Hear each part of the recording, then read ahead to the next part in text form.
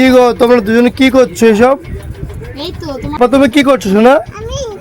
পাকা মোটা শুধু দেখো পায়ে দিচ্ছি। পায়ে কি দিচ্ছো? এখন থেকে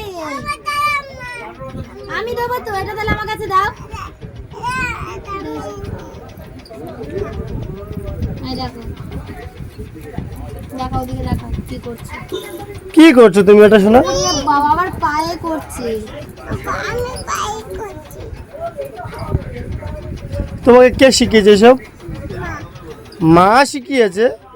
আমি কখন শেখালাম রে?